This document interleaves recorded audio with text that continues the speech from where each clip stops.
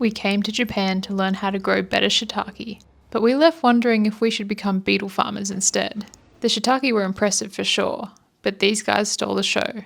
This is a Hercules rhinoceros beetle, native to the rainforests of Central and South America. So why is it here in a mushroom farm in Japan? As it turns out, this farm isn't just growing mushrooms, it's supporting one of Japan's most fascinating hobbies, beetle keeping. Let's check it out.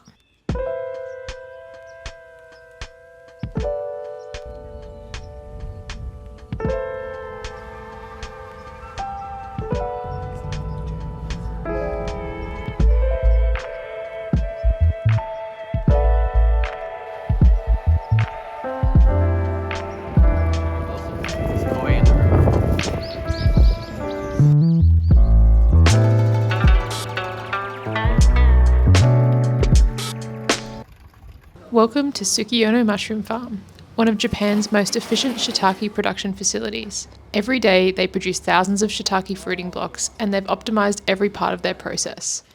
Unlike most farms, they don't just stop after the first harvest. Japan is the only country that does large-scale second and third flushes of shiitake. It's back-breaking work, but it means more mushrooms from the same block. They don't rely on fancy high-tech growing rooms. Instead, they focus on collecting data and closely monitoring every stage of the process. It's all about what you do before the block gets into the grow room that counts. Japanese mushroom farm today. They do 300 tons of shiitake per year at this facility. A common thread amongst all the Japanese mushroom farms we visited is how much emphasis and care is taken in choosing the right sawdust. This is 100% the oak sawdust on the left. It's a little harder and it's a little darker. This has a mixture of other hardwood deciduous trees, but on the whole the sawdust is a little softer. They use 100% with this. Even during the first flush, the substrate block starts to crumble and fall apart. This type of sawdust, the incubation is too long. The sawdust spread is too slow. So this is slightly fast. The incubation finishes fast, but it's not good for the second and third flush.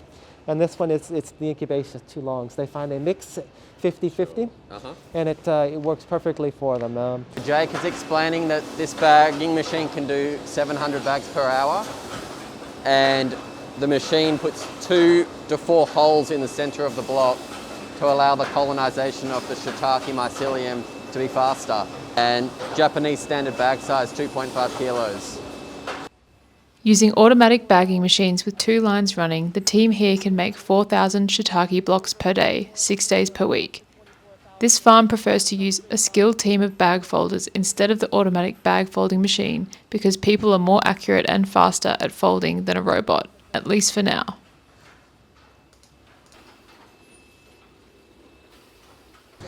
So we've got the spawn being added to the top of the bag, and a little bit falls down the sides of the bag.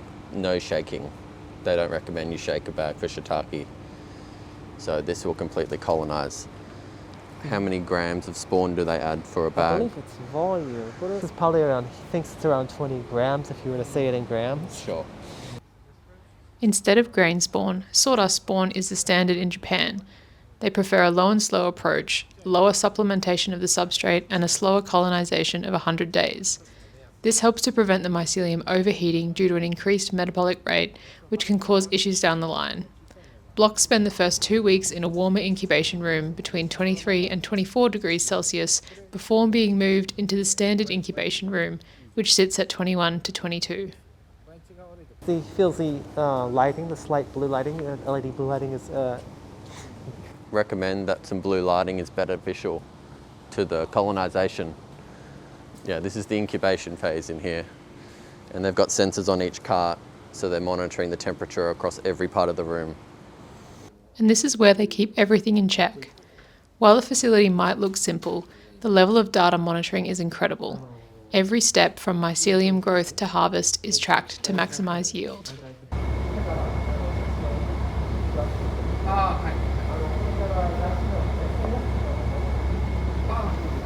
Beautiful shiitakes. So this is the date that it was inoculated, is that correct? Yes. So 20th of December.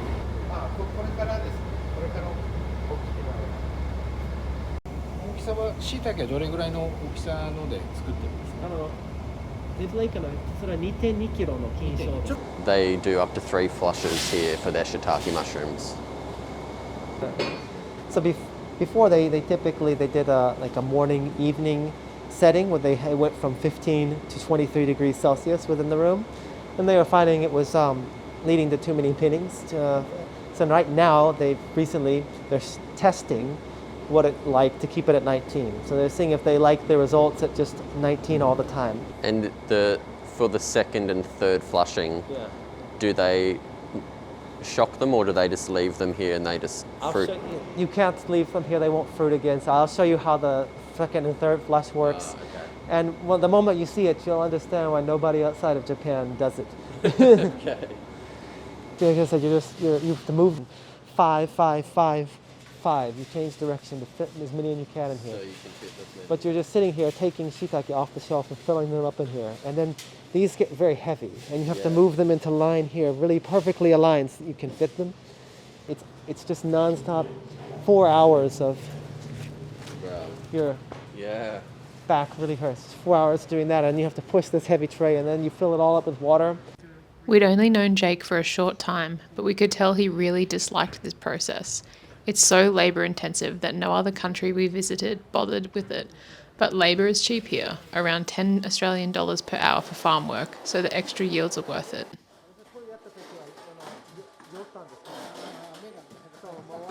We have 21 size variations. Wow. And these are automatic scales. So system, see, like this laser system, it's measuring the weight and also the dimensions of the shiitake with this automated software. Wow. And then that is set to these boxes. So the size setting of this, what range of your size and weight goes into these boxes. So that's So how you put one shiitake in each. it's like, Sure. except you have to, while it's moving. Yes. So as you see, you understand why I got dizzy. Yes.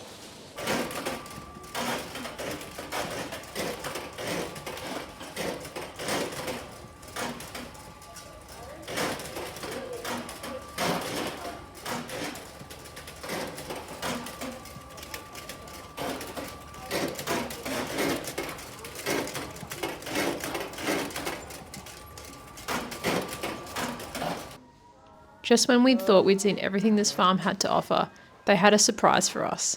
We stepped into what can only be described as the bug room. In here, rows of carefully prepared jars house some of the rarest and most fascinating beetles in the world, each living in a specially designed substrate made right here on the farm. There's just one in each. It's a little strong, so it can hurt. You wanna hold him? These guys pack some serious power, and while they might look intimidating, beetle keeping is a huge hobby in Japan and Korea. It's all about size, rarity, and even beetle battles. So, as they eat it, the white slowly goes away. They eat they eat the mycelium, and then it breaks away. Now you can see it. Yeah. This is really good, easy for them to digest. It's actually ideal food for them. So that's the droppings once they eat the sawdust.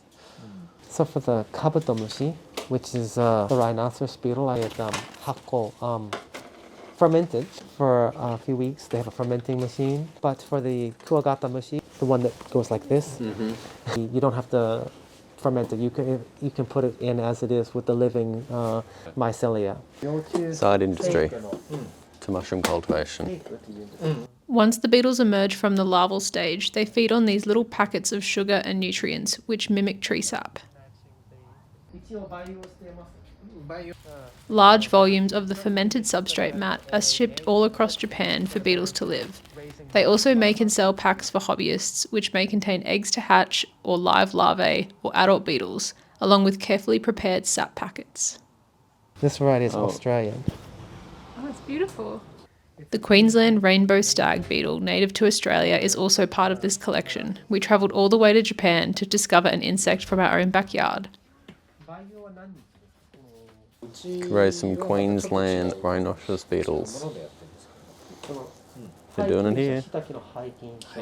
Could raise some really cool beetles. So they're doing up to 300 tonnes per year here. So a huge shiitake cultivation going on here where they're doing first and second and third flushing. So they've got the automatic bagging machines, they've got the automatic inoculators, and then they're putting them into the fruiting rooms after 100+ days of incubation. They just top spawn their blocks so they don't shake the bags around. It's not necessary to do that, and it can damage the mycelium, so they're just top spawning the blocks, incubating them on those big racks that we saw, and then they're put into the fruiting rooms. And they do second and third flushes here in Japan because labour is quite cheap. They take them, but to induce the second and third flushings, they have to soak the blocks for 8 hours in water. So we saw those tubs, putting the blocks in, putting the grate over the top to stop them floating out of the water. And then they're brought into different fruiting rooms where they're doing the second and third flushes, where they're just getting smaller amounts of shiitake. We saw the packing room with the automatic machinery grading the different mushrooms. So 21 grades here at this farm for shiitake mushrooms, it is pretty incredible. And then they've got a whole range of technology monitoring and keeping everything up to date here. And then the other thing that they have at this farm is the beetle cultivation. So they've been doing beetle cultivation for 20 years here, and that is the rhinoceros beetles and the stag beetles and the different coloured beetles that we saw. And they're basically growing myceliated substrate, so creating blocks of oyster mushroom substrate up until you're going to fruit oyster mushrooms, and they don't, and they can put the stag beetles into that, and the beetles eat the mycelium through the substrate as a food source. And other beetles require that substrate to be fermented, etc. So there's differences for different beetles, but it's a really big industry here. It's up to 30% of this farm's revenue are all these different beetles here in Japan that they basically raise as a hobby and for fun. Huge amount of shapes and sizes, so really cool side industry that we didn't think that we'd see here. These beetles blew our minds and were such an unexpected side industry to explore. There's a link to the Tsukiyono Insect Club's Instagram in the description. Be sure to give them a follow and check out some more cool beetles. In the next episode, we visit Miyogi Maitake Farm. If you want to know the secrets to growing maitake, this one's for you. I like them.